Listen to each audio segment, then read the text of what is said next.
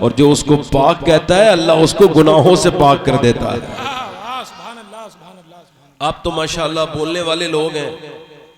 हुजूर की बारगाह में एक औरत आई है, बूढ़ी है, अर्ज करती या रसूल अल्लाह मेरे कोई औलाद नहीं थी, बड़ी दुआएं मैंने की, हुजूर मुझे माँ कहने वाला नहीं था, फूफी ताई चाची कहने वाले थे, मेरा शौहर भी परेशान रहता था।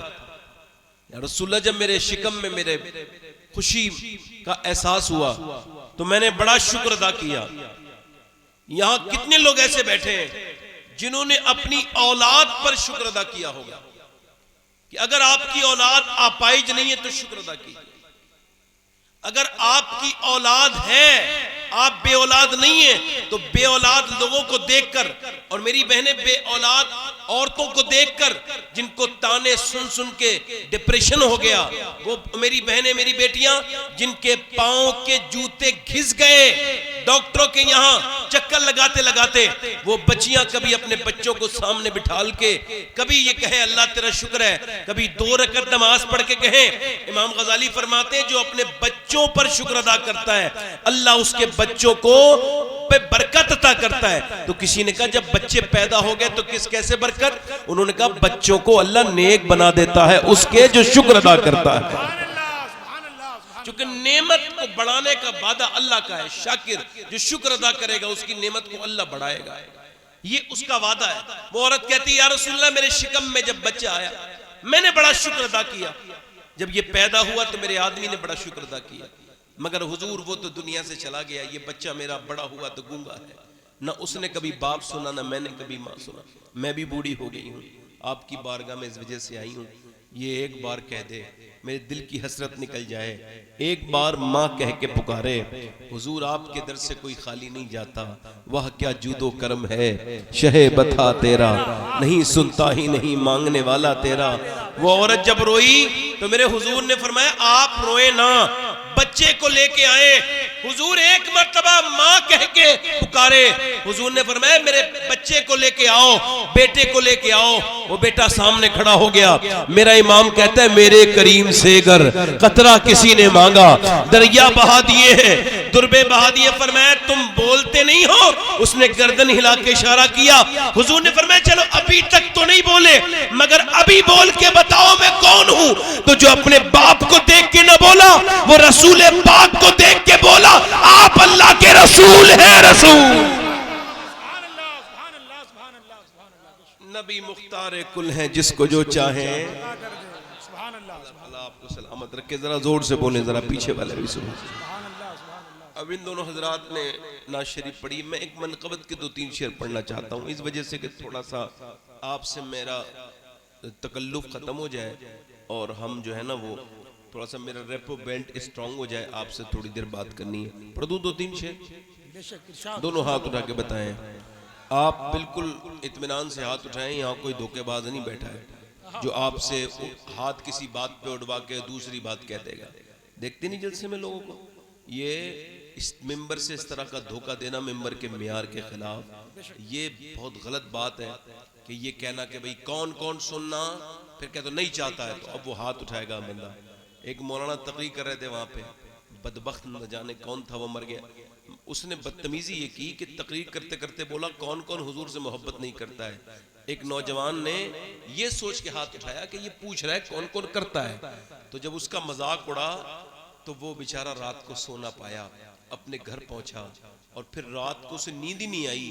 उसने अपनी मशीन जो चारा जिसमें काटते थे उसको चलाया और रो के बोला या रसूलल्लाह ये हाथ चाहे धोखे से उठा तो आपकी मोहब्बत के खिलाफ है ना, इस हाथ को मेरे जिस्म पे रहने की अब गुंजाइश नहीं है, ये नहीं रह सकता।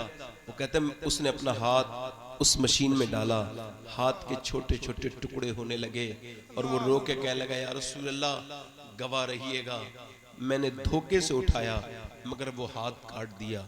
उसने तो अपना इश्क अदा कर दिया, मगर वो हजरत बताएं जिन्होंने ये धोखेबाजी की, ये मिंबर रसूल है, यहाँ मजाक रवा नहीं। जहाँ उलमा बैठे हों वहाँ बात बड़ी जिम्मेदारी के साथ होनी चाहिए, क्योंकि जब वक़ार ख़त्म होता है तो इंसान का दीन कमज़ोर हो जाता है।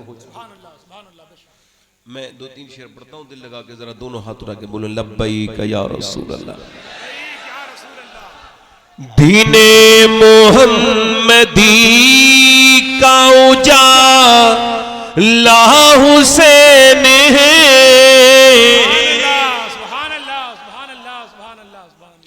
दीने मोहम्मदी का उजाला हुसैन है,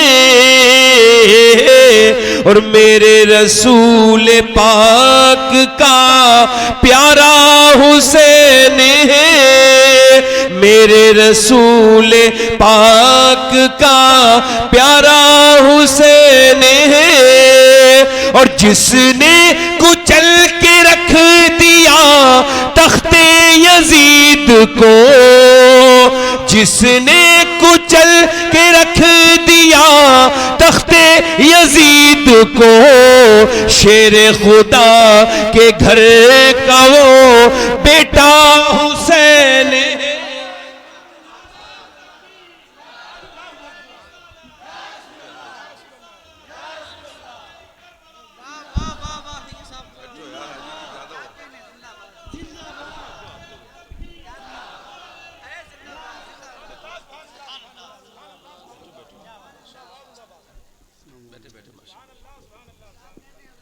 आप इतनी तादाद में आएंगे, मैं पढ़ नहीं पाऊंगा भाई, आप बैठ जाए आराम से। आप इधर रख दें तो मुसाफा करेंगे तो कई दिन गुजर जाएंगे। बैठ रख देंगे, कोई साहब उठ के ना जाए भाई, मेहरबानी करें। कोई साहब, मुझे बड़ी फिक्र है, मैं कलाम पूरा नहीं पढ़ूंगा वरना बैठ जाए। सही बता दो, थोड़ा सा मुश्किल हो रहा है। एक दो शेर नीचे रख के देखो, इन्हें मना नहीं करना चाहिए। बुजुर्गों ने कहा है कि नजराने को मना नहीं करना चाहिए, वरना बैठे आप। एक दो शेर और पढ़ देता हूँ, दिल लगा के बोले सुभान अल्लाह। शेर खुदा के घर का वो,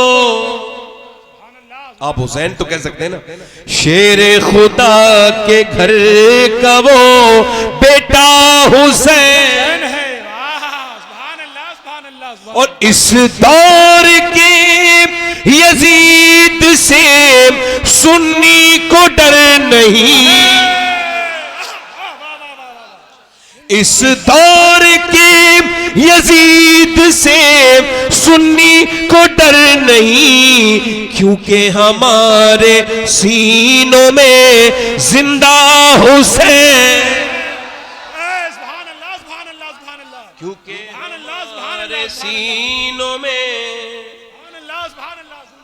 अच्छा, आज तक किसी यजीदी ने खुल के नहीं कहा कि मेरा यजीद है। ये जितने भी बदअकीदा लोग हैं, इन्होंने खुल के नहीं कहा हम यजीद हमारा है। तो ये जितने भी यजीदी हैं ना, ये कभी खुल के नहीं कहते, और हुसैनी कभी छुप के नहीं कहते। उसके भी उस यजीद को अपना न कह सके, उसके भी उस यजीद को अपना न कह सके, और दुनिया ये कह रही है हमारा हुसैन है।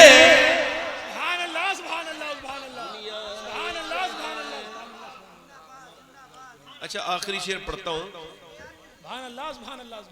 अच्छा, आखिरी शेर पढ़ रहा हूँ, आखिरी शेर पढ़ता हूँ। सुन्नियों के शेर की शायरी की कलाम की खासियत ये होती है कि रावजी नहीं पढ़ सकता उसको। बेशक बेशक बेशक। और हमारे जितने भी लोग हैं उन सबसे गुजारिश है किसी रावजी का कोई कलाम शेर ना पढ़े। आपके पास कमी हो हमें टेलीफोन करें, हम आपको मुहैया कराएंगे। हम नहीं चाहते कि किसी भी रावजी की किसी बात का जिक्र हमारी इस महफिल में हो। बेशक बेशक बेशक बेशक। हमारे पास कोई कलाम ना हो भाई, तवज्जो है कि नहीं भाई? ये शेर आपके लिए खालिस सुन्नियों के लिए शेर है, और कोई दूसरी इसे प्रजाति सुन भी नहीं सकती। सुन्नियों के लिए शेर है, दिल लगा के बोले सुभान अल्लाह। सुभान अल्लाह सुभान अल्लाह सुभान अल्लाह। पिटना ही है वो सीना जिसमें नहीं हुसैन, पिटना ही है वो सीना जिसमें नहीं हुसैन। हम आशिकों के सीनों में आका हुसैन है। फातिह का शेर आखिरी पढ़ता हूं। खौफे अजीब दियत हो शबाहत को किस लिए, खौफे अजीब दियत हो शबाहत को किस लिए, दादा है इसके गौस तो नाना हुसैन है। नारे तकबीर, नारे रिसालत, इस्लाहे माशरा कॉन्फ्रेंस। मेरी तकरीर शुरू हो रही है, इको कम करें भाई, आवाज इसका बढ़ाएं, हल्का से ट्रेबल बढ़ा के आवाज बढ़ा के छोड़ दें। डॉक्टर इकबाल के एक शेर के इर्द गिर्द आज मुझे अपनी गुफ्तगू करनी है।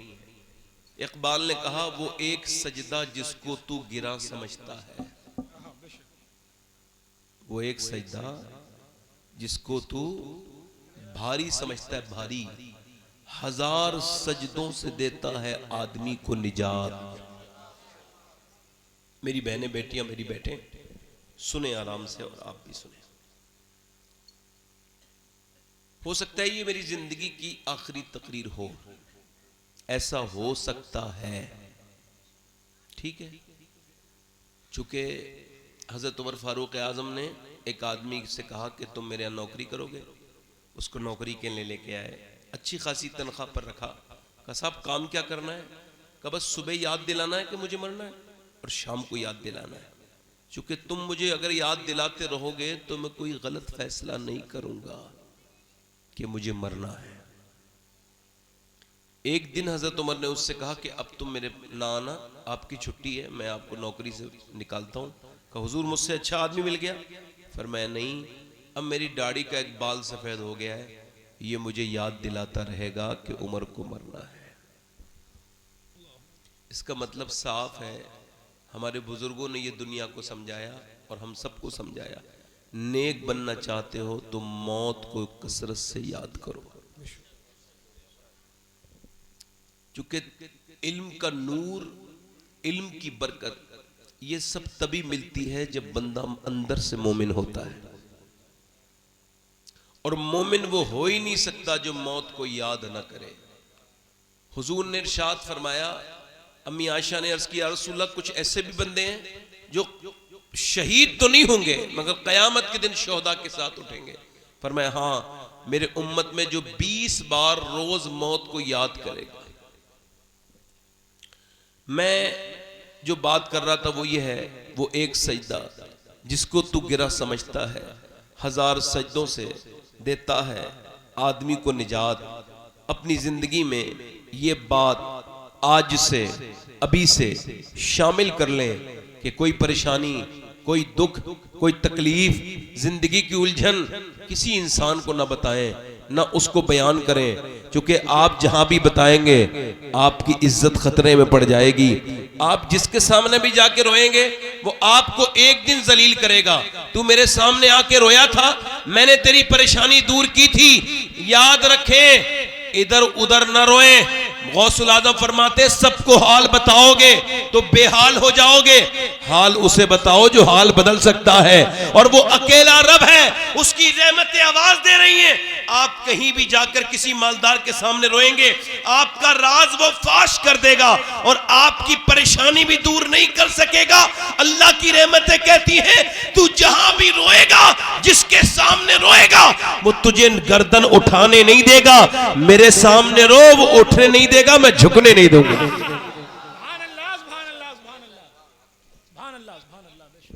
इको कम करें भाई, माइक बहुत अच्छा है आपका। एक साहब कह रहे थे माइक की बार बार तारीफ करो तो माइक अच्छा कर देता है, माइक वाला बहुत अच्छा माइक है भाई। आप हल्का सा इको कम करें, तवज्जो है आपकी मेरी तरफ। यानी बेटे पैर समेटो, समेटो, मेरी तरफ देखो, इधर देखो आप। माइक अच्छा है भाई, आपको समझ आ रही मेरी बात? आप कोई बात ना करें, थोड़ी देर सुन लें, आप मेहरबानी करें।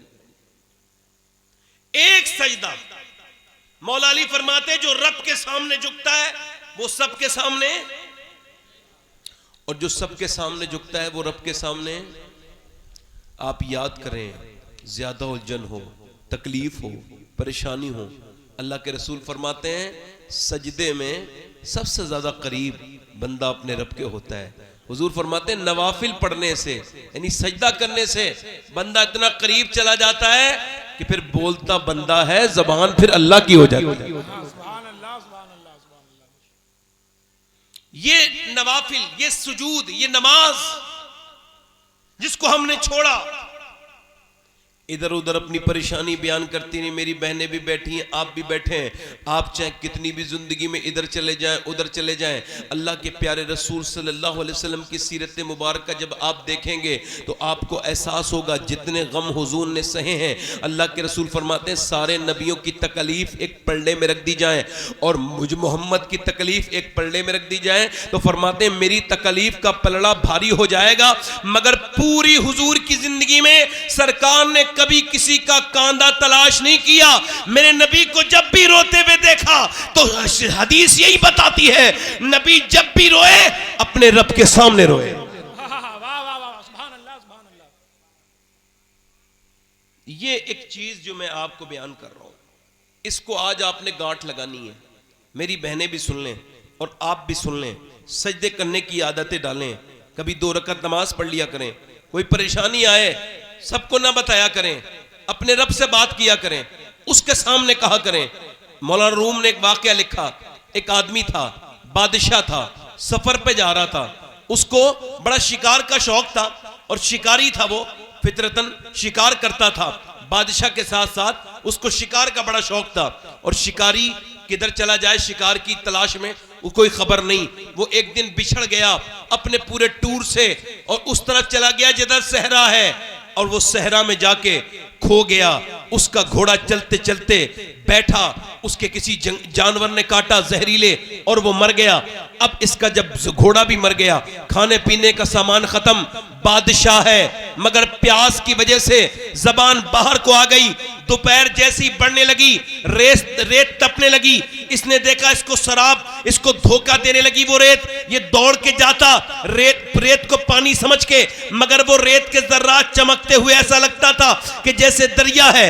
ये उस रेत को पकड़ के बार बार जब नाउम्मीद होने लगा तो हाथ उठा के रो के बोला, मालिक मुझे इस सहरा की सख्त मौत से बचा, मुझे जिंदगी दे दे। ये रोया तो इसकी हल्की सी आंख लगी, अल्लाह का करम हुआ तो इसने देखा एक झोपड़ी के बाहर है। इसने झोपड़ी के अंदर गया, जबान बाहर को है, मुझे प्यास लगी है, मैं प्यासा हूं, मैं प्यासा हूं, ये कह के अंदर गया। वहां जो आदमी बैठा था उसने कहा ठीक है पी लो। उसने 3-4 गिलास पानी पीने के बाद इत्मीनान से बैठा, फिर कहा मैं बादशाह हूं, ये मेरी अंगूठी रख लो, जब तुम्हें कोई पास पेश आए, कोई परेशानी तो आ जाना, तुमको बगैर रोक टोक के मेरे दरबार में पहुंचा दिया जाएगा, मैं तुम्हारी तकलीफ दूर कर दूंगा, ये मेरी अंगूठी रख लो। उसने कहा ठीक है। अब उसने अंगूठी रख ली। 3-4 साल के बाद उसको कोई तकलीफ पेश आई, उसने सीधी सादी पहली बात पहले सोची कि इस अंगूठी को बेच के अपना काम निकालूं। फिर कहा नहीं क्या पता बादशाह की अंगूठी है, कितनी महंगी होगी। वो बादशाह के दरबार में पहुंचा सफर करके।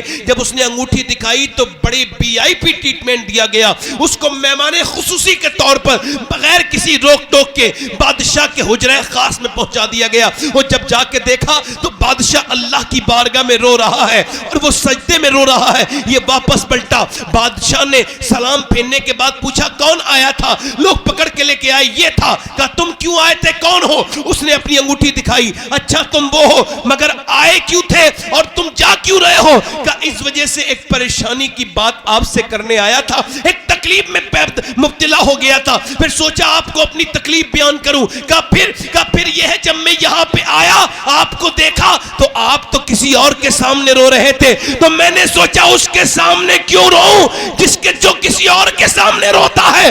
रोना है तो उसके सामने रोना है जिसके सामने बादशाह भी रोता है।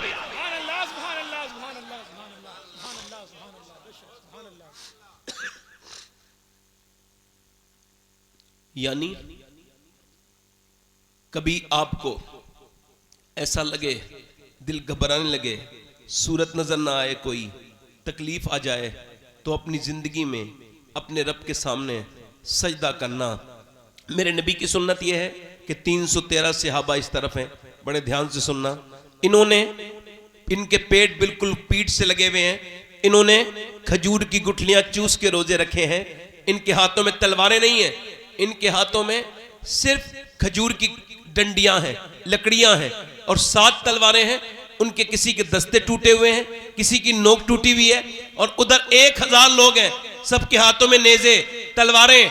वो पूरी रात शराबे पी रहे हैं, बकरे भून के खा रहे हैं। इधर मुसलमान जंगे बदर में तैयार हैं। 7वां रमजान है, रमजान के रोजे रखे हैं इन्होंने, वो भी खजूर की गुठलियां चूस चूस के रोजे रखे हैं। ये मेरे पैगंबर इस्लाम के गुलामों सुनो, मेरे नबी पाक ने जब ये देखा, कुफ्फार अपने हाथों में रस्सियां लेके आए थे। क्या लेके आए थे बोलो?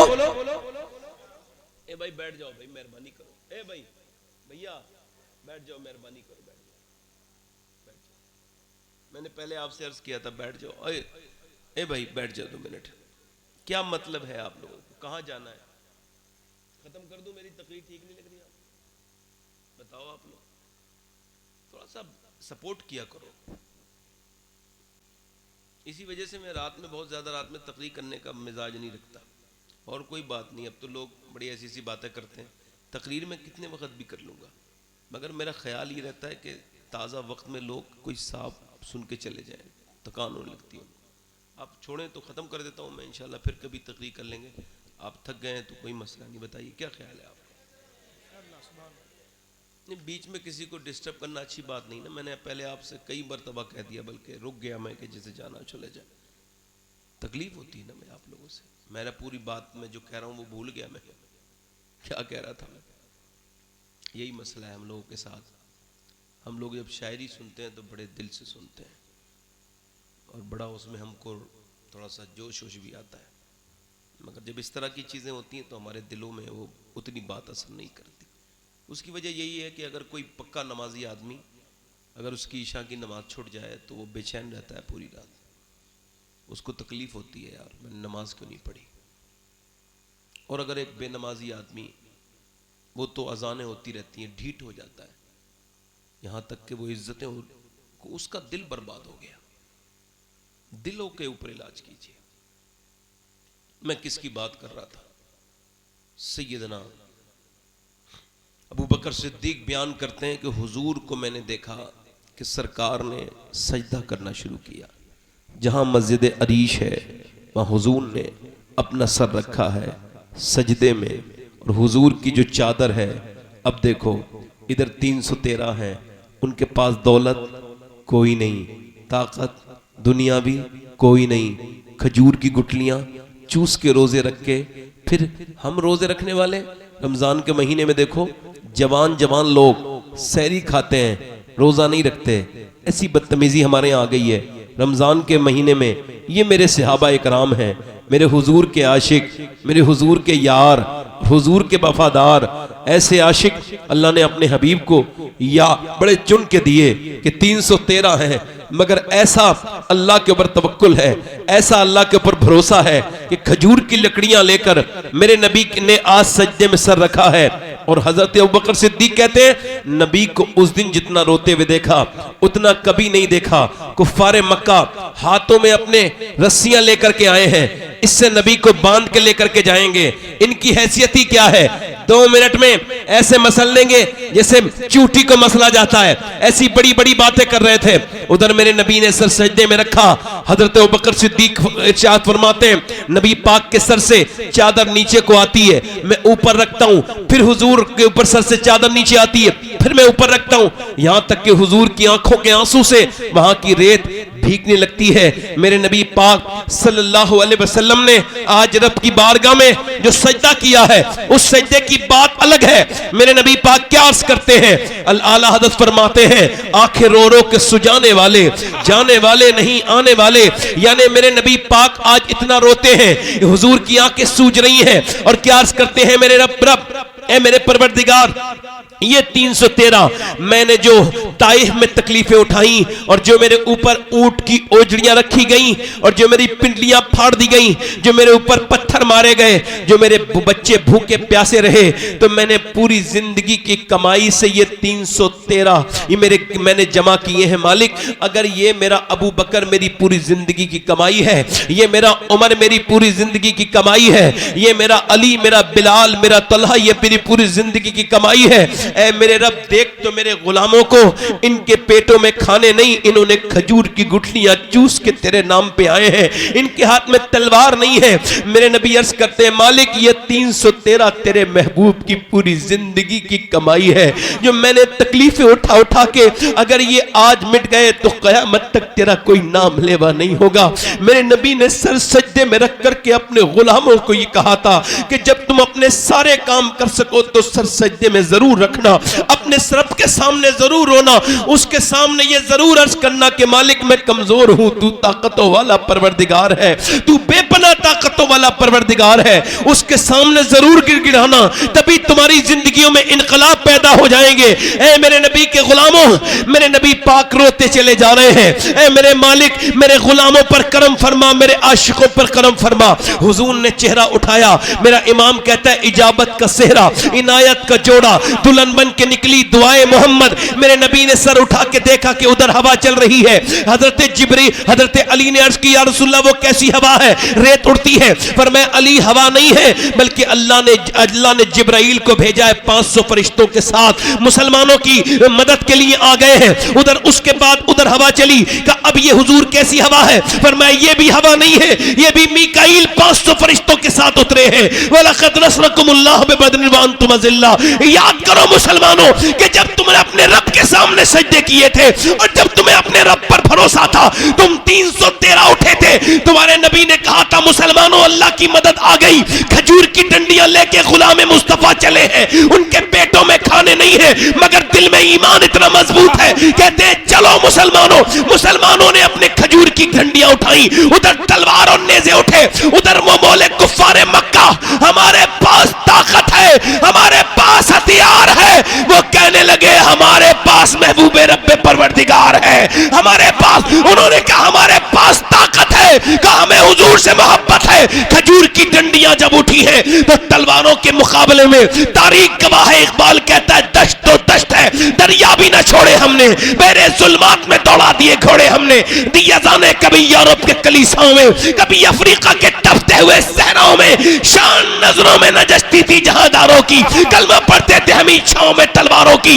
आगे ऐन लड़ाई में अगर वक्त नमाज किबला रू होके जमी बोस हुई कौम हिजाज, एक ही सब में खड़े हो गए महमूद आयाब, न कोई बंदा रहा और न कोई बंदा नवाज। चश्मे फलक ने ऐसा नजारा नहीं देखा जैसा आमना के लाल ने दिखाया है कि खजूर की डंडियां तलवार वालों को गिरा रही है, तलवार वाले कट कट के गिरते हैं। इधर मियां पसपा होने लगे, मैदान छोड़ छोड़ के जब कुफ्फारे मक्का भागे, उन्हीं भागते हुए में मोटा उमैया भी था जो बिलाल के सीने पे पत्थर रख के कहता था बोल बिलाल इस्लाम छोड़ेगा। जब वो उमैया जलील भागा, बिलाल उसके पीछे पीछे दौड़े और जाकर के उसके मुंह पे घूसा मारा।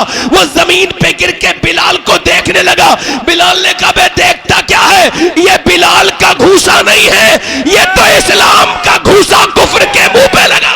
नारे तकबीर, नारे रिसालत, इस्लाहे मुआशरा कॉन्फ्रेंस, औलादे गौसे आजम जिंदाबाद जिंदाबाद जिंदाबाद जिंदाबाद। कहां गई वो बेटियां वो बहनें और वो कहां गए मर्द? नौजवानों आजकल एक बहुत बड़ा मुसलमानों में भी मामला हो रहा है। कई मैंने पढ़े लिखे लोगों को भी देखा, उन्होंने भी खुदकुशी कर ली। इस्लाम इसको हराम कहता है। हजूर ने फरमाया जिस चीज से वो अपने आप को मारेगा उसी से क़यामत तक अजाब मिलता रहेगा। मगर नौजवान अगर तुझे खुदकुशी की तबीयत है तेरी और तू कह रहा है अब कोई सूरत नहीं है, तो मेरी एक बात रुक ले, ठहर जा, 2 मिनट की बात है, फिर तेरी मर्जी अपनी होगी कि तू क्या करेगा। ये हराम काम है, तुझको नहीं करना। मगर मेरे भाई अगर तू सोच रहा है सबने मेरा साथ छोड़ दिया, तो एक बार, बस एक बार अपने रब के सामने एक सजदा ऐसा कर जिसमें तू खुल के रो और ये कहे मालिक मुझे मेरी बीबी ने भी छोड़ दिया, मेरे भाई ने भी छोड़ दिया, दुनिया में मुझे कोई अब जीने नहीं देना चाहता और मैं मरना चाहता हूँ। मेरे मालिक तू मेरी 70 माओं से ज्यादा मेहरबान परवरदिगार है। एक बार खुल के उससे कहे मालिक मेरी तबीयत ये है कि मेरे हल सिर्फ ये है कि मैं मर जाऊं, हालांकि तू तो करीम है। ऐसे उसके सामने रो कि फूट के रोने लगो, बेतकल्लुफ होके किसी अमीर के सामने तो बहुत रोए। मेरी बहन तू कई लोगों के सामने रोई होगी, मगर एक बार मेरे भाई तू भी एक बार जिंदगी में अपनी जब ऐसा वक्त आए तो एक बार अल्लाह के सामने सजदा करना और उससे कहना मालिक मुझे सब ने छोड़ दिया है, अब तू मेरा करीम है। मेरा ईमान कहता है तेरा सर सजदे से बाद में उठेगा, मेरे रब की रहमतें तेरे ऊपर पहले आ जाएंगी।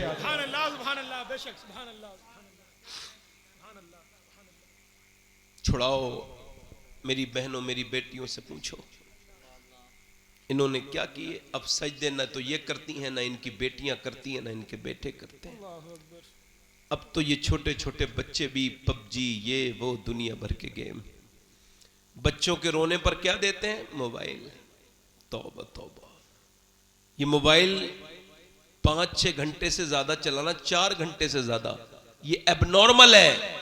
इलाज उसका होना चाहिए। डॉक्टर कहते हैं जो 4 घंटे से ज्यादा मोबाइल को टाइम देता है, या इससे भी 3 घंटे, बास कहते हैं 4 घंटे, और ये ड्रग्स है, बीमारी है। इस पर बाकायदा रिसर्च हो रहा है। बाथरूम में भी बंदा मोबाइल चला रहा है, लैट्रीन में जा रहे हैं लोग मोबाइल लेकर। हालांकि लैट्रीन में बहुत देर तक बैठना दिमाग को कमजोर करता है, याददाश्त बेकार हो जाती है, मगर वो क्या कर रहा है? Mobile mobile. बच्चा रोया, लो बेटे मोबाइल। बच्चा रोया, बेटी रोई, ले बेटी मोबाइल।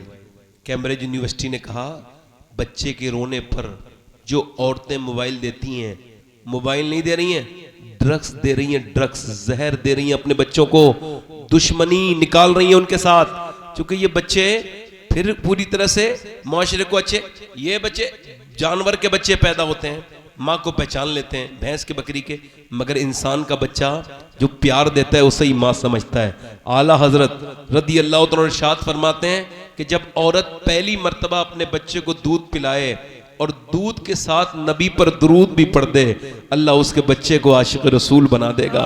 मगर अब ये बच्चे, छोटे छोटे बच्चे, ये पागलों की तरह होने लगे। इन बच्चों से मोबाइल ले लो, रोए तो रोने दो, माँ बाप खुद अपने आप का मोबाइल का पीछा छोड़ें, इस खिलौने से बाहर आए, इस झुंझुनों को छोड़ें। ये ऐसा लगा कि मियाँ ये ओछे को खिलौना मिल गया, आपने मोबाइल मोबाइल हर वक्त मोबाइल। थोड़ा बचिए, थोड़ा मेरी तरफ आइए। मेरी बहनों सुनो, कर्नाटक में एक बच्चा पागल हो गया, और जब वो पागल हुआ तो डॉक्टर ने उसको देखा, 5-6 साल का बच्चा है, कहा बेटे तुम्हारी माँ कहाँ है? कहने लगा पबजी के अंदर है मेरी माँ। तेरा बाप कहाँ है? बच्चा रो के बोला मेरी माँ भी पबजी के अंदर, बाप भी, और रोने लगा। और माँ रो के बोली मेरे लाल, मेरे लाडले अकेला बेटा है तू, ये तू क्या बात करता है? मैं तेरी माँ हूँ। बाप कह रहा है, मगर वो बाप की तरफ नहीं देख रहा है। मोबाइल दो, मेरी माँ उसी के अंदर है, मेरा बाप उसी के अंदर है। डॉक्टर बोला अब कुछ नहीं होने वाला, तुमने जिसके हवाले किया ये उसी के हवाले हो गया, कोरा कागज है। तुमने मोबाइल दिया, तुम घर पे आके बच्चों से साथ तुमने टाइम स्पेंड नहीं किया, उनके साथ तुमने टाइम नहीं दिया। तुमने भी मेरी बहनों, जिधर तुमने जिसके हवाले किया कि दिल्ली की सरजमीन पे एक सैयदजादी औरत है, रात का वक्त है, सजदे में रो रही है। यही होता है, देखो अगर कोई सैयद है तो 2 चीजें उसके अंदर लाजिम होंगी, उसके अंदर 2 सीन जरूर होंगे, एक तो सखावत वाला सीन, एक सजदे वाला सीन। ये सैयदजादी रात का वक्त है, सजदा कर रही है, ये रोती चली जा रही है, और इसके रोने की आवाज थोड़ी बुलंद हुई तो इसका 8 साल का बच्चा उठा, इसके नजदीक जाके बोला, सलाम फेरने के बाद पूछा अम्मी जान क्यों रो रही हैं आप? मां बोली बेटे तुम उठ गए कहां? कहा बेटे अभी हाथ पे छुपकली चढ़ी थी।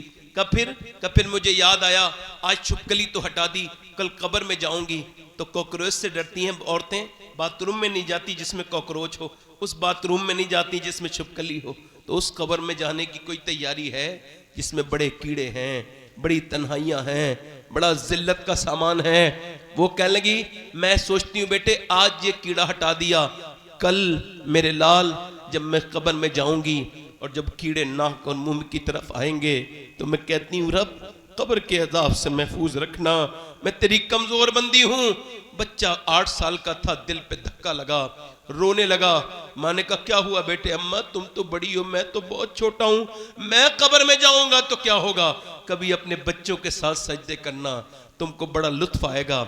छोटे छोटे बच्चों के साथ उनसे बातें किया करो, उनको दीन की बातें बताया करो। मेरी तरफ देखो, माँ रोक के कहने लगी बेटे, तो बेटा बोल रोया। माँ ने कहा बेटे सजदा कर, अल्लाह बचाएगा कब्र के अजाब से। बेटा सजदे में जाके जब रोया ना, तो माँ भी फूट फूट के रोई, मालिक मेरा यतीम बच्चा है, मैं बेवा औरत हूँ, मेरे ऊपर करम कर। यहाँ तक लाना मेरा काम था, यहाँ से आगे कबूल कर लेना तेरा काम है। मालिक मेरे बच्चे को अपनी बारगाह में कबूल कर ले। बच्चा और माँ रोज रोती रही। माँ बूढ़ी होकर इंतकाल कर गई, बच्चे का रंग भी दिल्ली पे चढ़ा, बच्चे का भी विसाल हो गया। मगर कायनात जाके दिल्ली में जाके देखो, बादशाहों की औरतों की कब्रों के निशान नहीं है, मुगलों की और शहजादियों के निशान मिट गए, उनकी कब्रें नहीं मिलेंगी। मगर जो रात को रोती थी उसका मजार 3 बीघा जमीन में बना हुआ है।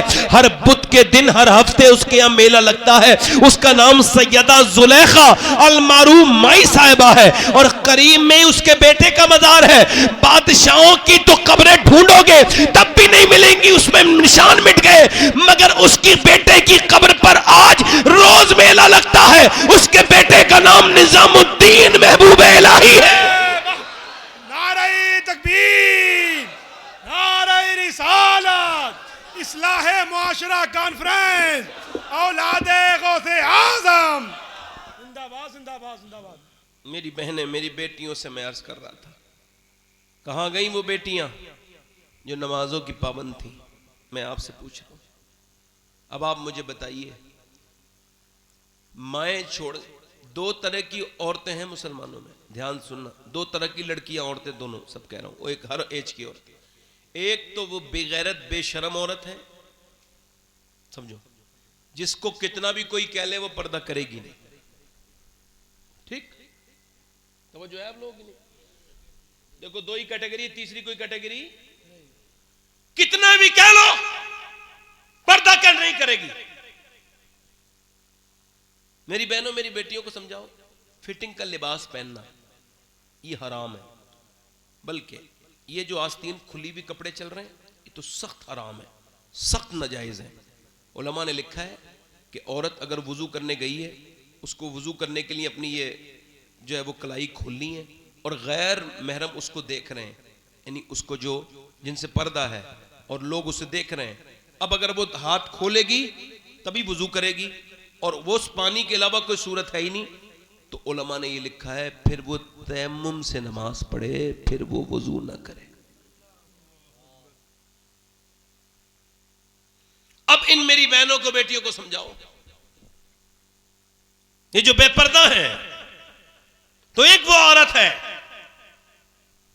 जिसका बाप, उसका भाई उससे कह भी रहा है, फिर भी पर्दा नहीं कर रही है। बाजार में बेपर्दा, मजार पे बेपर्दा, शादी में बेपर्दा, लोगों के सामने बेपर्दा, अपने घर में बेपर्दा, हर जगह जहां भी उसको मौका मिल रहा है बेपर्दगी कर रही है। एक तो ये लड़की है, एक दूसरी है, इसे कोई कह नहीं रहा है बेपर्दा रहो, मगर फिर भी बेपर्दा है। एक वो लड़की है जो स्कूल के बाहर खड़ी है, कॉलेज के बाहर खड़ी है, उसका कॉलेज मैनेजमेंट कह रहा है या तो तुम बुर्का उतारो या तुम पेपर दोगी, बताओ तुम्हारा क्या ख्याल है? एग्जाम में बैठोगी या अपना ये हिजाब उतारोगी? उसने उसकी तरफ उठाया उस कॉपी को और उसके मुंह पे मार के कहा, ले अपने पास रख इसे, मैं तेरी नौकर नहीं हूं, मैं तो मदीने वाले की नौकरानी हूं।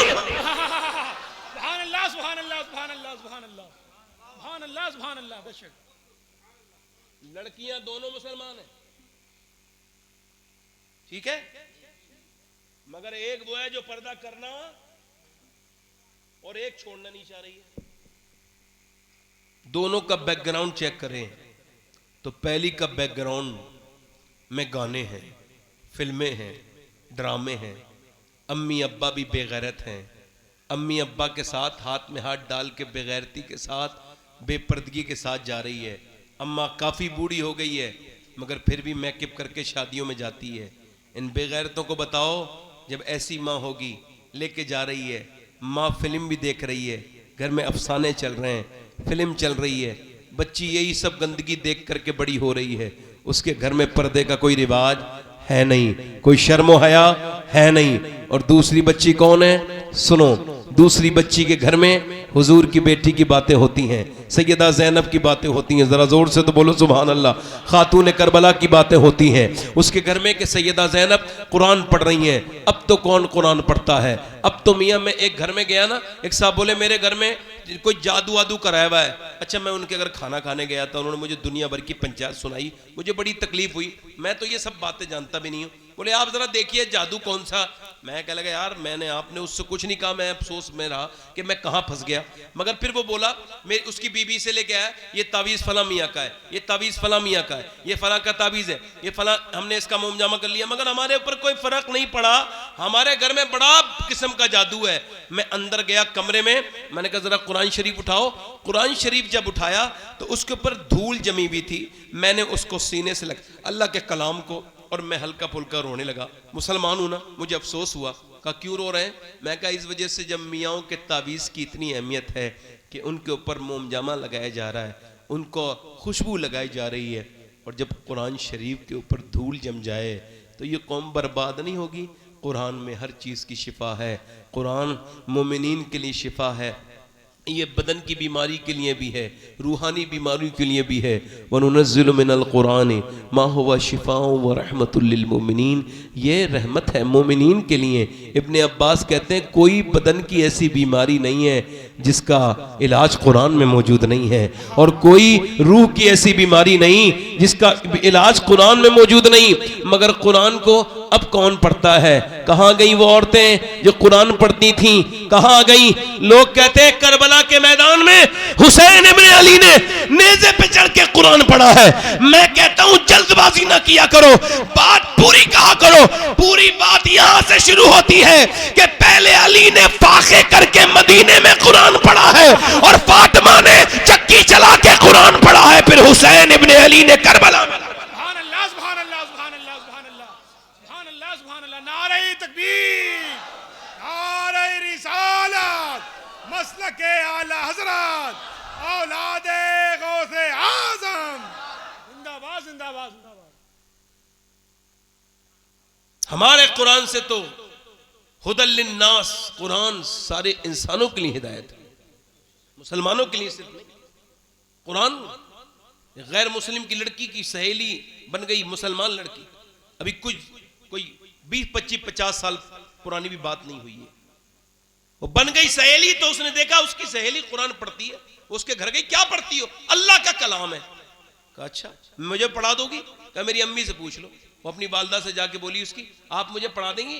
कहा ठीक है, तुम अपने घर जिक्र नहीं करोगी तो पढ़ा दूंगी। कहा ठीक है। अच्छा अल्लाह का फजल ये देखो, गैर मुस्लिम की बेटी ने मुसलमान की बेटी से पहले कुरान पढ़ लिया। कुरान सुभान अल्लाह। अच्छा पढ़ लिया तो उसने कहा मैं अब हाफिजा करूंगी, तो बोली मैं भी करूंगी। ये हाफिजा कब बन गई, कब ये हाफिजा बन गई, कब इसके घर में इसके दिल में ईमान आ गया, इसको जवान हो गई, कुरान की हाफिजा, कुरान की तिलावत करती थी। शादी का वक्त करीब आया, रोने लगी। जब रोई अपनी मौलानी के पास जाके, अपनी बाजी के पास, आपने मुझे कुरान पढ़ाया, मैं मुसलमान हूं अंदर से, मगर मेरी शादी जिसके साथ हो रही है बड़ा कट्टर दुश्मन है मुसलमानों का, वो नाम तक सुनना पसंद नहीं करता। मैंने सुना है अगर मैंने किसी को बताया तो मुझे कत्ल कर दिया जाएगा। अब आप मुझे बताएं मैं क्या करूं? उसकी बाजी बोली तू जिस कुरान को पढ़ती है ना, फिक्र न कर, यही तेरे लिए काफी है, यही कुरान तेरी मदद करेगा। ये कुरान ले जा, अपने घर ले जा, चुपके से पढ़ते रहना। इसका आदमी चला जाता, शादी होके आ गई अपनी ससुराल में, तो ये कुरान पढ़ती 10 साल तकरीबन ऐसे ही वक्त गुजरा। छुपा छुपा के नमाज भी पढ़ती, छुप छुप के कुरान भी पढ़ती। जाहिर में लगती अपने मजहब की थी, इस्लाम की। और एक दिन इसका आदमी की तबीयत बिगड़ी तो वो अस्पताल से वापस आया, रोने लगा। बीवी ने कहा क्यों रोते हो? कहने लगा बात ये है कि मुझे डॉक्टर ने कैंसर बता दिया है, और वो कहता है कुछ दिनों के बाद तुम मर जाओगे। अब तुम इतनी खूबसूरत और इतनी नेक मेरी बीबी, और मेरे बच्चे छोटे छोटे, बस अपने बच्चों को देख के रो रहा हूं कि 2-3 महीने के बाद दुनिया से चला जाऊंगा, मर जाऊंगा। ये कह के याद रखो लोगों, सिर्फ तुम्हारी दुनिया नहीं है, जाके अस्पताल में देखो, जाओ जाकर के देखो, PGI में जाओ, देखो दिल्ली एम्स में कैसे कैसे अस्पतालों में गुर्दों के मरीज पड़े हैं, कैसे कैसे कैंसर के मरीज पड़े हैं, जिन्हें जिंदगी जिनकी मुश्किल है, वो कहते हैं काश थोड़ा मौका मिल जाता, अल्लाह के सामने तौबा कर लेते, काश हमें वुजू करने का मोहलत मिल जाती, अभी अस्पतालों में पड़े हैं। मैं आपसे पूछता हूं, वो आदमी कह लगा, मुझे अपनी बीबी से कह लगा, मुझे बड़ा अफसोस है इस बात पर, और पर मुझे मौत का गम है।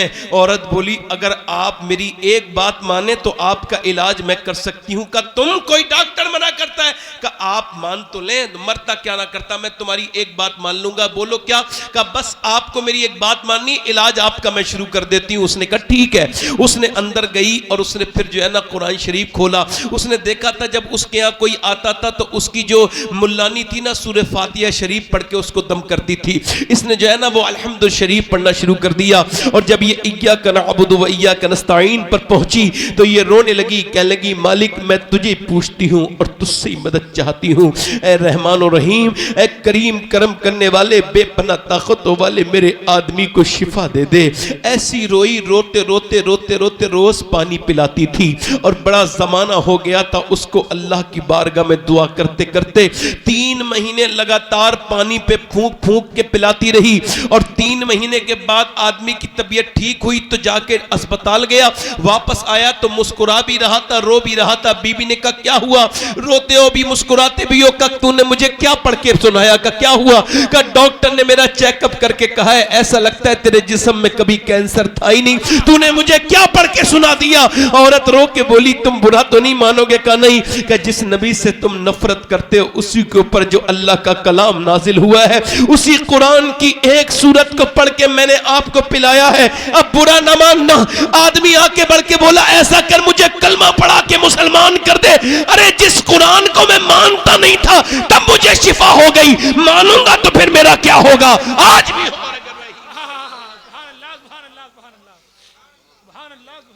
आज तो इस मियाँ के पीछे भाग रहे हैं, कभी इस मियाँ के पीछे भाग रहे हैं।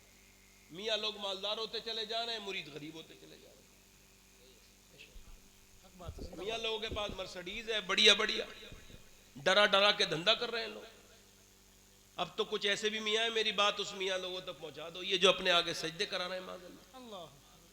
देखो आप, और वो मियाँ ने एक तो इतना बड़ा खबीस इबलीस है, वो बदतमीज पीर, उसका नाम नहीं ले रहा मैं डरता वरता नहीं हूँ, मगर ये थोड़ा सा ले नहीं रहा हूँ ना, तो वो समझ तो जाएगा ना मैं किसी से कह रहा हूँ। वो जब नहीं होता है उसकी गैर मौजूदगी में उसकी मसनद को सजदा किया जाता है।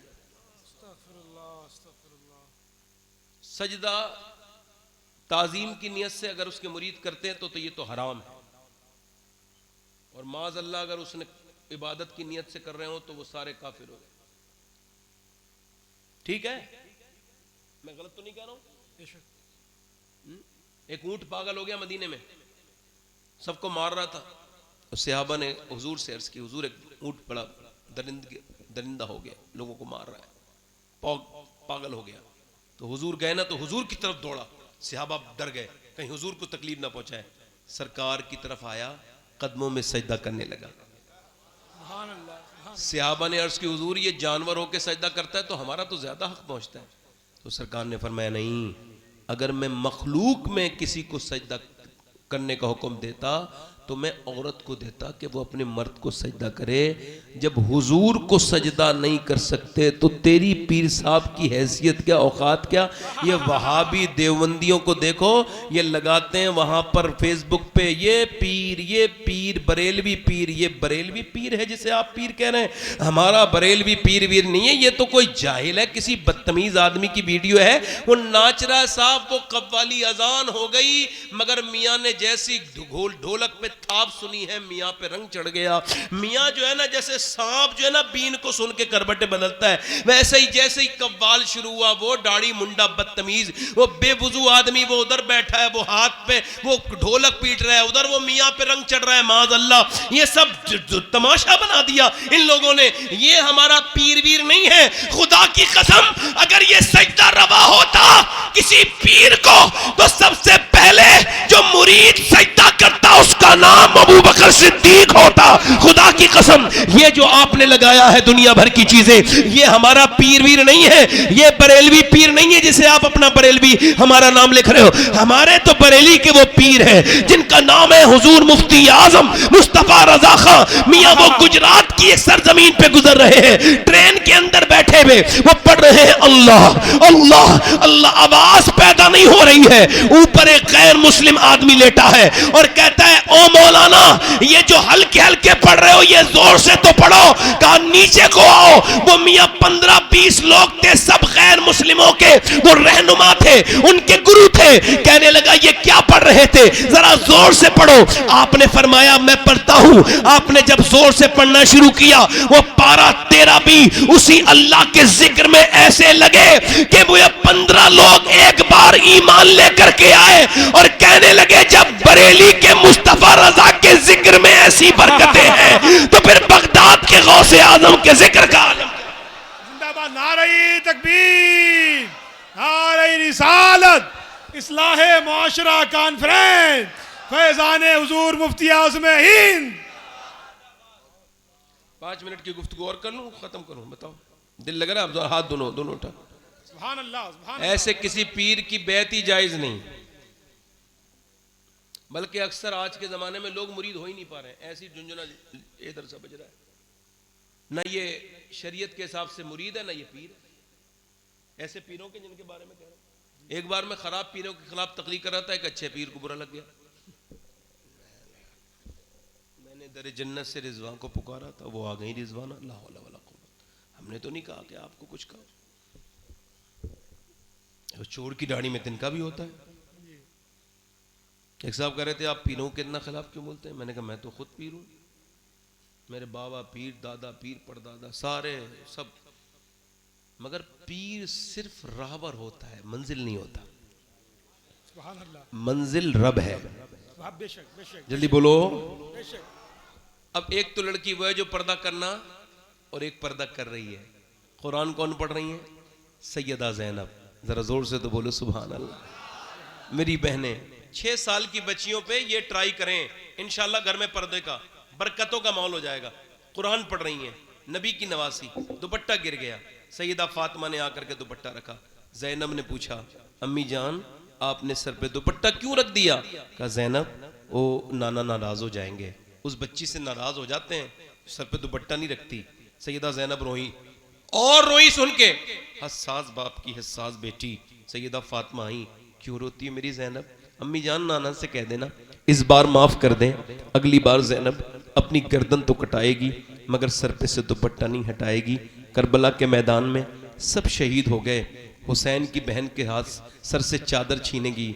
उन्होंने अपने बालों से अपने चेहरे को ढका और फिर अपने बाप मौला अली की तरफ को देख के कहा ऐ मेरे बाबा अली, जरा करबला की तरफ नजर तो उठा के देखें, आपकी वो ज़ैनब खड़ी है।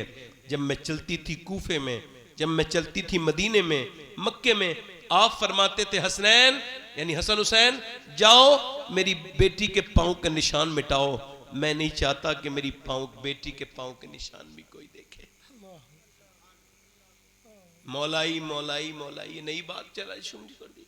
हम सब अहले सुन्नत है, ये क्या नई बात है? उधर वो अजमेर के बदतमीज कुछ और भी हैं, इनके घरों में नाच गाने हो रहे हैं, इनकी लड़कियां बेहुदा बेशरम है। ये मौलाई हैं। मौला अली फरमा रहे मुझे पांव के निशान भी गवारा नहीं मेरी बेटी के कोई देखे। सैयदा ज़ैनब अर्ज़ करती ना अब्बा मैं वही ज़ैनब हूं। फिर अपने नाना की रोजे की तरफ को चेहरा किया और कहा मेरे नाना, मेरी बहनों इस बात को याद रखना, ये कौन स्टेटस इस बच्ची का देखो, दुनिया में इतनी बड़ी कोई बेटी उसके बाद आई नहीं जिसको अल्लाह ने इतना हाई फाई और इतना बाबरकत और इतना जो है वो इतना अजीम बनाया हो कि जिसके बाबा अली हों, जिसके भाई हसन और हुसैन हों, जिसकी माँ फातिमा हो, जिसके नाना मुस्तफ़ा हों। वो ज़ैनब आज कह रही है मेरे नाना मैंने आपसे वादा किया था, जब मैं पैदा हुई थी आपने मुझे गोद में लिया था और आपके आंसू मेरे चेहरे पे गिरे थे और आपने फरमाया था फातिमा ज़ैनब बिल्कुल अपनी नानी खतीजा की तरह है। ऐ मेरे नाना आज मेरे सर पे चादर नहीं है, मेरे बच्चे शहीद हुए, मैं पर्दे में थी, मेरे भाई के सर को काट के नेज़े पे चढ़ाया गया, मैं पर्दे में थी, मगर आज मेरे सर से चादर खींच दी गई तो बालों के अलावा कुछ नहीं था, बालों से पर्दा कर लिया है। मेरे नाना मुझसे नाराज न हो। इमाम ज़ैनुल आबिदीन कहते हैं, मैंने अपनी फूफी की तरह नमाज पढ़ने वाला नहीं देखा, पढ़ने वाली नहीं देखी। कहते हैं 5000 किलोमीटर का सफर मेरी फूफी ने तय किया है, और वो भी ऊंट पर बैठ के, ऊंट की नंगी पीठ पर बैठ के, वो कूफे से मुल्क शाम और मुल्क शाम से लेकर के मदीने तक। मगर मैंने कभी अपनी फूफी की तहज्जुद की नमाज भी कज़ा होते नहीं देखी। आओ आज से कसम खाते हैं कि नमाज़ें कज़ा नहीं करेंगे। करबला वालों का ये पैगाम है, मेरे नबी की औलाद का।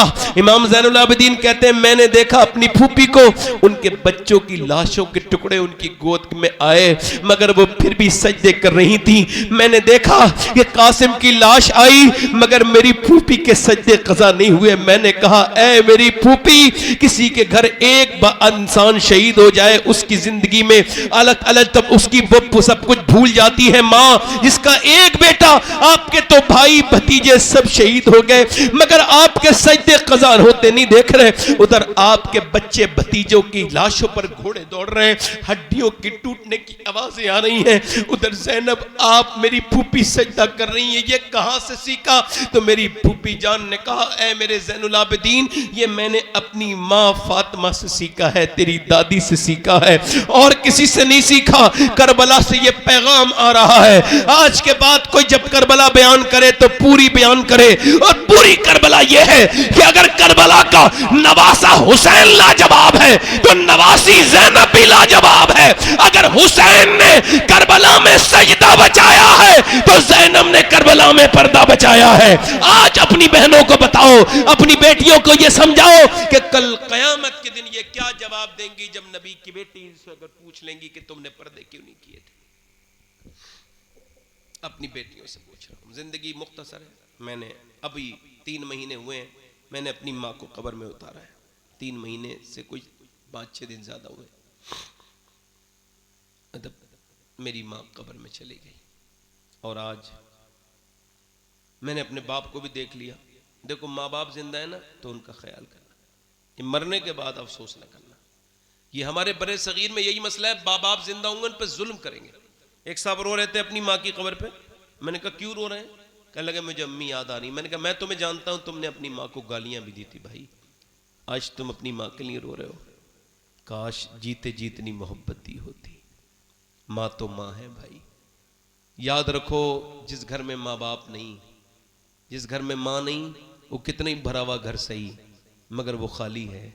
और जिस घर में माँ है वो खाली घर भी भरा हुआ लगता है। जिस कमरे में माँ बैठी हो वो कमरा बड़ा ही खूबसूरत लगता है। अब आदमी जाए भी, जिंदगी जिए भी, मगर जब माँ के खाली कमरे को बंदा देखता है, माँ के जाने के बाद, तो वो सोचता है कौन चला गया, किस हस्ती ने रुखसत हो गई। याद रखो, ये एक बार चले जाएं, दूसरी बार नहीं आते। याद अपनी जिंदगी में तब्दीलियां लाएं। हुजूर ने फरमाया कि तुम्हारे माँ बाप तुम्हारी जन्नत और दोज़ख की ज़मानत है। तुम इनको राज़ी कर लोगे तो तुम जन्नती हो। ये माँ बाप फिर दूसरी मर्तबा कभी आते नहीं। माँ बाप की कदर करो, इनका ख्याल करो। मेरे पास इतना वक्त नहीं, मगर फिर इतनी बात ज़रूर कह रहा हूँ कि जीते जी इनका ख्याल रखो। एक आदमी की बीवी मर गई, उसने दूसरी शादी कर ली, उसका बच्चा था। उसने 1-2 साल के बाद पूछा, बेटे पहली वाली माँ अच्छी थी या ये जो नई है ये अच्छी है? उसने कहा, अब्बा अच्छी वो थी, सच्ची ये है। तो क्या मतलब? कब ये जब ये वो जो कहती थी ना मुझसे, देख शैतानी ना कर, खाना नहीं दूंगी, तो फिर वो मैं शैतानी भी करता था। और जब वो शाम को मुझे घर से निकालती थी और शाम को खुद ही मुझे प्यार से अंदर लाती थी, मुझसे कहती थी, देख मुझे सताया मत कर, फिर मुझे खाना भी बना के देती थी, मेरा ख्याल रखती थी। वो कहती थी, देख तू मुझे क्यों सताता है? और वो फिर झूठी थी, खाना दे देती थी। मगर ये जो नई वाली आई है ना, ये कहती खाना नहीं दूंगी, शैतानी न कर। तो रात भर गुजर जाती है, अब्बा मैं ऐसी भूखा रहता हूँ, ये खाना नहीं देती। वो अच्छी थी, ये सच्ची है। माँ जैसी दौलत किसको मिलेगी? माँ चली गई है ना, दीवारें छोटी होती थीं, लेकिन पर्दा होता था। ताले की ईजाद से पहले सिर्फ भरोसा होता था। जब तक माथा चूम के रुखसत करने वाली जिंदा थी, दरवाजे से बाहर तक मुंह में लुक्मा होता था। कभी माँ की दुआएं लो, कभी बाप की दुआएं लो। एक पेड़ पे जब फल आया वो पेड़ रोने लगा। पूछा है पेड़ तू क्यों रोता है? आज तो फल आने के दिन है, खुशी हो रही है सबको। कहा तुम खाओ फल। कहा बताना। कहा आज मैं अपने माली को याद कर रहा हूँ। है मेरे माली, सब मेरा फल खा रहे हैं, मगर तूने मुझे आंधियों से बचाया। तूने मेरा कितना ख्याल रखा, ना दोपहर देखी ना शाम। आज मेरा सब फल खाते हैं। काश मेरा माली भी एक फल खा लेता। इंसान जब बड़ा होता है, दौलत आती है, सोचता है मेरा बाप बड़ी परेशानी में चला गया, काश मेरा वो बाप भी होता, वो भी तो देखता वो जो पौधा लगा के गया है उसने कैसे फल देने शुरू कर दिए हैं। इंसान को अपने माँ बाप की कदर करो। कौन से पीर से दुआ लेनी है, कौन से साहब से, आपकी मर्जी है, सबकी दुआएं लो, मगर मैं किसी दुआ का मुखालिफ नहीं। मगर सबसे ज़्यादा कबूलियत, मकबूल जो दुआ है वो माँ बाप की है। माँ बाप की दुआएं ऐसे लगती हैं जैसे नबियों की दुआएं अपने उम्मतियों को लगती हैं। ज़रा ज़ोर से बोलो, ये दुआएं लगती हैं। माँ बाप का हाथ चूम के निकला करो घर से, इनसे दुआएं लिया करो। मैं आला हजरत के एक शेर के बाद अपनी तकरीर ख़त्म कर रहा हूँ। आला फरमाते हैं हाय गाफिल। हाँ वाह बेशक। एक तो आला हजरत जब हाय कहें तो गौर करना चाहिए। हाय कह रहे हैं, वो क्या जगह है जहां 5 जाते हैं 4 फिरते हैं। कब्रिस्तान में देखा नहीं आपने? लाओ भाई लाओ, दे दो। अब एक मुर्दे को ले रहे हैं 2 लोग, 2 बिल्कुल नीचे, 2 बिल्कुल कब्र के। जो इसकी सेकंड वाला उस पे है, ये इसकी नीचे, और बिल्कुल एक नीचे और एक उसके ऊपर कब्र के हैं। और कह रहे लाओ भाई, तो 4 ने वो ले लिया। अब जिसका भाई गया उसने रोका ही नहीं, जिसकी बहन गई उसने रोकी नहीं, जिसकी बीवी गई उसने रोका ही नहीं, इसकी माँ गई, कोई किसी को नहीं रोकता। लाइए, दीजिए, दे दिया। अब वो 5वां नीचे रख दिया। मैंने अपने हाथों से 18 साल के जवान भी रखे हैं, 3 साल के बच्चे भी रखे हैं, 1 साल का बच्चा भी रखा है, अपना बेटा भी रखा है, अपनी माँ को भी रखा है, अपने बाप को भी रखा है, अपने ताया को भी रखा है। अब मुझ पर यह राज खुल गया है कि एक दिन मुझे भी रखा जाएगा उस अंधेरी कब्र में। ओहो क्या सख्त जगह है वो। उस्मान गनी गड्ढा देख के बेहोश हो गए। किसी ने कहा गड्ढे को देख के क्यों बेहोश हो गए? कह लगे गड्ढे को देखा तो मुझे अपनी कब्र याद आ गई। हाय हाय, हमें तो कब्र देख के कब्र याद नहीं आ रही, उनको कैसे अल्लाह वाले लोग हैं वो। मेरे दोस्तों, मेरे भाइयों, ऐसी जिंदगी अपनी ना बनाओ। मेरी बहनों, अपने रब से कहो मालिक माफ कर दे, बड़ी दुनियादारी हो गई, बड़ी हमारे बाप चले गए, सारी दुनिया आपको छोड़ के चली जाएगी, मैं भी मर जाऊंगा, आप भी मर जाएंगे। दोस्तों, कोई किसी को कोई नहीं बचेगा, सब मर जाएंगे। अल्लाह के रसूल के गुलामों, एक औरत थी बड़ी हुस्न की मलका, जो उसे देखता था देखते रह जाता था, बिगड़ गई। अपने हुस्न का गलत फायदा, अब कोई ऐसा इलाके का आदमी नहीं था जो उसके दरवाजे पे आके दस्तक नहीं देता था, उससे अपना बदतमीजी नहीं, मुंह काला नहीं करता था। सारे नवाब आने लगे। और फिर उलमा ने लिखा है, बनी इसराइल में औरत थी, बड़ा सा घर बना लिया, मालदार हो गई। फिर दिन में तय करती थी गाहक और अलग अलग रातों में बुलाती थी। बहुत महंगी औरत हो गई वो बदकारी के मामले में। एक नेक आदमी गुजर के जा रहा था, उसकी नजर उस पर पड़ी। जब उसको देखा तो इसके दिल में ऐसा असर हुआ कि ये नेक आदमी 1 महीने तक लगातार कहता रहा, मालिक मुझे उस औरत से बचा ले। मगर दिल में ऐसा असर हुआ कि मियां वो उसका ख्याल नहीं जाता था। शेख सरहिंदी कहते हैं मुजल्लिद पिसानी कि जिना की शुरुआत आंखों से होती है, आंखें देखती हैं, दिल पसंद करता है और शर्मगा इस फेले बद को कर जाती है। ये बुरा काम है। वो आदमी 1 महीने के बाद सारा कुछ लेके पहुंचा, ले मेरे पैसे ले, मेरे तेरे बगैर चैन नहीं, बता कौन से दिन आना है। उसने कहा फला दिन आ जाना। तैयार होके बैठती थी, स्पेशल तरीके से बितर लगा के दुल्हन बन के बैठती थी। महंगाई, महंगे पैसे दे के उसका गाहक आता था। वो आया अंदर, इससे बात करने लगी, ये उससे बात करने लगे। बात करते करते इसने इसके हाथ पे हाथ लगाया। इसे ईमान कहते हैं। हाथ लगा नहीं था, कांप गया और एकदम बोला जा रहा हूं, पसीने आ गए। क्या हुआ? कहा मेरी तबीयत खराब हो गई। कहा तबीयत तो यार ठीक हो जाती है अच्छे अच्छे की, तुम सही बताओ क्यों जा रहे हो, आए क्यों थे और जा क्यों रहे हो, बताओ। तो बोला सही सही बताऊं? कहा सही बात तो यह है कि जब मैं सजदा करता हूं तब भी अल्लाह देखता है, और जब मैं तेरे जिस्म के साथ बदकारी करने वाला हूं तब भी मेरा अल्लाह देख रहा है, तो मैं ये बुरा काम कर नहीं सकता, मेरा रब मुझे देख रहा है, मेरा रब मुझे देख रहा है। अल्लाह अकबर। वो तो चला गया, ये औरत रो के बोली मालिक एक दिन आया था, हाथ तक नहीं लगाया, मैंने तो कितनी अय्यारियां कितनी बदतमीजियां की हैं। रोने लगी, काम धंधा छोड़ दिया। किसी ने कहा मूसा तकरीर कर रहे हैं, जा उनके पास चली जा। गई, किसी ने कहा मूसा अलैहिस्सलाम फलां औरत आपसे के सामने आई है, बात करना चाहती है, और उसने बीच मजमे में कह दिया, आपने फरमाया भगाओ उसे, मैं उससे बात नहीं करना चाहता।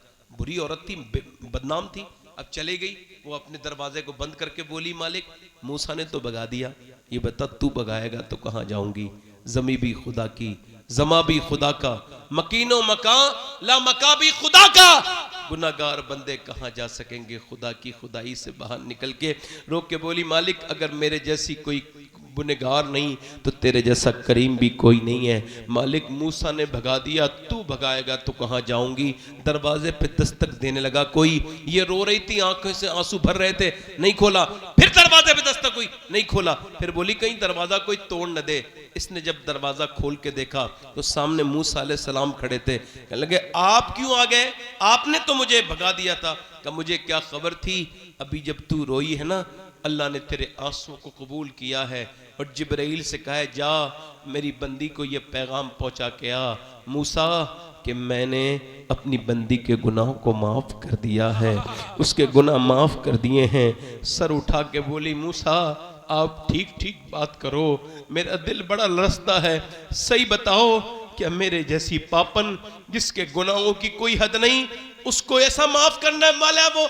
हाँ, एक आंसू में माफ करता है। हाँ, वो कहता है इंसान तू इतना रोले तेरी आंख का आंसू ये ढलक के तेरे गाल तक आ जाए, मैं तेरे सारे गुनाह माफ कर दूंगा। मूसा से बोली जाओ अब मैं यहाँ नहीं रहूंगी। उसी आदमी को ढूंढते ढूंढते पहुंची, 1 महीने मिला, वो इसे देख के ही बेहोश होकर मर गया। ये तो फिर आ गई मालिक, इसे तो बचा था मैं। और जब मर गया इसके छोटे भाई के साथ इस औरत की शादी हुई। अल्लाह ने 7 बेटे दिए, 7 उस जमाने के वली बने। अल्लाह माफ करने वाला है। मौत के झटके से पहले उसके सामने रोना सीखो, उसके सामने सजदे करो, रोया करो। डिप्रेशन की इलाज रोना है, गुनाहों का इलाज रोना है। हज़रत सलमान फारसी ने अपनी कनीज से कहा एक ही सजदा कर ले, नमाज नहीं पढ़, एक सजदा कर ले। किसी ने हुजूर एक सजदे के लिए क्यों कह रहे हैं? आपने फरमाया जो एक सजदा करता है अल्लाह उसको और नमाज की तौफीक भी दे देता है। सजदा इतनी बाबरकत चीज है। हाथ उठा के बताएं कितने लोग हुजूर के नाम पे अपनी जानें दे दोगे? हाथ उठा के बताओ, नीचे हाथ कर। देखो जान देने की बात तो यहाँ है नहीं, है ना, मगर पूछ रहा हूं फिर भी कौन कौन जान दे सकता है हुजूर के नाम पे? दोनों हाथ उठा के बताओ, नीचे हाथ कर। जो जान दे सकता है कुछ भी कर सकता है ना। तो कितने लोग ऐसे हैं जो आज से नबी के ऊपर जान भी दे देंगे? एक दूसरे की तरफ न देखना, मुस्कुराना नहीं, हुजूर को मुंह दिखाना है। ये मेरे दोस्तों अपनी तन्हाइयां पाक करो, गंदी आंखें लेके नहीं जाना, सुन्नत रसूल के साथ। बताओ कितने लोग ऐसे हैं जो हुजूर के नाम पे जाने दे सकते हैं? दोनों हाथ उठा के ऊपर रखें, नीचे हाथ करें। जान देने वाला कुछ भी कर सकता है ना। तो कितने लोग ऐसे हैं जो जान भी दे देंगे और आज से हुजूर के नाम पे पूरी दाढ़ी भी रखा लेंगे। इस महफिल में खड़े हो जाएं, खड़े हो जाएं दाढ़ी रखाने वाले। बस बस बस इधर आ जाएं, निकल के। जो दाढ़ी रखाए सोच समझ के आए, कोई मदरसे का बच्चा ना आए। आप आ जाओ। ये मदरसे के बच्चों से नहीं कहता हूं मैं, उनको तो निसाब में होता ही है। इधर आइए, आप आइए। हर नबी के दाढ़ी, हर इन बच्चों को ना देखें, इन पे तो अल्लाह का करम हो गया। हुजूर की सुन्नत, सुभान अल्लाह। 1 2 3 4 5 6 7 हो गए। कोई और आशिक रसूल है? हर नबी के दाढ़ी, हर वली के दाढ़ी। वाजिब है एक मुश्त दाढ़ी रखना। आशिक रसूल हो तो खड़ा होके कहे अब तक जिया था दुनिया वालों के लिए, इनके लिए, उनके लिए, अब जीऊंगा नबी के लिए, क्योंकि ताजु शरिया कह के गए हैं जिंदगी ये नहीं है सभी के लिए, जिंदगी है नबी की नबी के लिए। आ जाए, आ जाए, आ जाए, आ जाए, आ जाए। 8 हो गए। कोई और है इधर से? हमारा बुजुर्ग कोई कोई शख्स ऐसा जो आज तक मुंडा रहा था, एक और खड़ा हो गया, 9 हो गए। हम तो कह रहे हैं कोई और इधर से है आशिक़ रसूल? मेरे भाई जब कब्र में जाओ तो ऐसी दाढ़ी रख के लेके जाओ, हुजूर तुमसे खुश हो जाएं। और तुम आलात का ये शेर पढ़ो, कब्र में लहराए हैं ताहशर चश्मे नूर के, जलवा फरमा हो गई तलत रसूलुल्लाह। और कोई आशिक़ रसूल है आगे पीछे से जो हुजूर की सुन्नत पे अमल करे? एक दाढ़ी रखाने के लिए खड़ा हो जाए, एक मुट्ठी। इधर आ जाओ, इधर आ जाओ। कोई है इधर? देखो दाढ़ी कटाना मुंडाना मेरे भाइयों एक ही तरह है। दाढ़ी को एक मुट्ठी रखना चाहिए, पूरा एक मुश्त। कोई आशिक़ रसूल और हो तो खड़ा हो जाए, दीवाना हुजूर का, गौस पाक का, बड़े पीर का। कितने हो गए भाई? 10 हो गए? 9 हो गए। कोई एक आशिक़ रसूल इमाम हुसैन की ये पूरी जो है वो 10वीं हो जाएगी। कोई आशिक़ रसूल है इस महफिल में आगे पीछे से? देखो अच्छी लड़की चाहिए ना तो दाढ़ी रखाओ शादी से पहले, खराब लड़की से बच जाओगे। क्योंकि कोई भी बिगड़ी हुई लड़की दाढ़ी वाला पसंद नहीं करती, दाढ़ी वाला वही पसंद करती है जिसे मदीने वाला पसंद हो। है कोई और आशिक़ रसूल इस महफिल रसूल में जो खड़ा हो जाए अपने नबी के नाम पर? कोई दीवाना हो तो खड़ा हो, देर न करे, देखें वक्त बड़ा कम है मेरे पास। एक कोई आशिक़ रसूल और हो तो हुसैन की 10वीं हो जाएगी। कोई आशिक़ रसूल हो इधर से, हमारा भाई, हमारे ऐसे कोई भाई जो अब तक दाढ़ी कटाते हो वो खड़े हो जाएं, वो भी, उनको भी एक ही दाढ़ी का सवाब मिलेगा। दाढ़ी एक मुश्त रखाना जरूरी है, एक मुट्ठी। उसके बाद ये सुन्नत रसूल यही है। कोई और आशिक़ रसूल हो तो खड़ा हो जाए। दीवाना है कोई इधर आगे पीछे? कोई आशिक़ रसूल, कोई दीवाना है आगे पीछे से? कोई? एक मिनट रुक जाए, बात ना करें आपस में, मैंने कहा था बात ना करें। एक और हो जाए कि तो 9 ही रहेंगे। इमाम हुसैन की 10वीं का कोई नहीं है? आगे पीछे से कोई आदमी हो ऐसा जिसको ये लगता हो कि मौत तो आनी है। एक साहब, अच्छा कुछ औरतें बच्चों के लड़के दाढ़ी रखा लें, नौजवान, इनकी उम्र नहीं है दाढ़ी की। मेरी बहन दाढ़ी आती तब है जब उसकी उम्र हो जाती है। जब दाढ़ी नहीं आई थी दाढ़ी की उम्र नहीं थी, जब दाढ़ी आई है तो दाढ़ी की उम्र हो गई। कोई आशिक़ रसूल है और नौजवान मेरा भाई जो उठ के खड़ा हो और कहे मैं हुसैन का ऐसा आशिक़ हूं, अपनी जिंदगी आज से मैं इमाम अली मकाम के नाना की सुन्नत के हिसाब से गुजारूंगा। आशिक़ रसूल हो तो खड़ा हो जाए इस महफिल में। है कोई आशिक़ रसूल? 10वां। देर न करें भाई, देखें एक थोड़ी देर चली, मैं भी डिले कर लेता हूं। कोई ऐसा आ जा बेटे, आ जा बाहर आ जा। कोई किसी का मोहब्बत का मजाक ना उड़ाए, इंसान अपने जज्बे में खड़ा होता है। इंसान की रूह इतनी पुरानी है जितनी आपकी है, बदन की लंबाई चौड़ाई से कुछ नहीं होता। इमाम गजाली ने फरमाया जितना मेरा बेटा बड़ा है इतना ही मैं बड़ा हूँ रूहानी तौर से। उसकी रूह भी तभी बनी थी, उसकी मेरी रूह भी तभी बनी। ये रूहानी एतबार से बड़ा है बच्चा। 11वां कोई गौस पाक का आशिक 11वीं वाला और खड़ा हो जाए तो मैंने फिर अपनी तकलीफ ख़त्म करनी है। बड़े पीर का चाहने वाला, सैयदना शेख अब्दुल कादिर जिलानी का चाहने वाला कोई है गौसुल आज़म का आशिक? इधर से आगे पीछे से नौजवान, कोई मेरा भाई जो क्रिकेटरों की दाढ़ी रखाता हो, आओ मेरे भाई, जिंदगी ज़ाया ना करो, ऐसे ना करो। चले ठीक है, आप वादा करें इंशाअल्लाह आज के बाद ना दाढ़ी कटेगी ना मुड़ेगी इंशाअल्लाह। पूरी सुन्नत रखाएंगे इंशाअल्लाह। अल्लाह ताला आपको जज़ा दे। बैठ जाएं। मेरी बहनें अपने दिल में इरादा करें कि आज से अपने घरों में कुरान भी पढ़ेंगी, बच्चों के साथ मोबाइलों से दूरी बनाएंगी इंशाअल्लाह, है ना। मोबाइल ज़रूरत के तहत इस्तेमाल कीजिए, ज़्यादा नहीं इसको। इंशाअल्लाह नमाज की पाबंदी करेंगे, हुजूर की आंखों की ठंडक है। दोनों हाथ उठा के बोलो इंशाअल्लाह नमाज की पाबंदी करेंगे। अपनी बहन बेटी से पर्दे के लिए कहेंगे इंशाअल्लाह। मसलक आला हजरत पे सख्ती से कायम रहेंगे इंशाअल्लाह। अल्लाह आप सबको सलामत रखे, बाकरामत रखे। मुझसे जो बोलने में गलती हो गई मैं आप सबको गवाह बना के तौबा करता हूँ, आप सब भी तौबा करें। अस्तगफिरुल्लाह रब्बी मिन कुल्लि ज़म्बिन व अतूबु इलैह। पढ़ लीजिए ला इलाहा इल्लल्लाह मुहम्मदुर रसूलुल्लाह सल्लल्लाहु अलैहि वसल्लम। लक़द काना लकुम फ़ी रसूलिल्लाहि उस्वतुन हसना। सदक़ल्लाहुल अज़ीम व मा अलैना इल्लल बलाग़। अस्सलामु अलैकुम व रहमतुल्लाहि तआला व बरकातहू। बहुत बहुत शुक्रिया आपका। बैठें, मेरे बाद अभी प्रोग्राम ख़त्म नहीं होगा बल्कि चलेगा। आप लोग बैठें।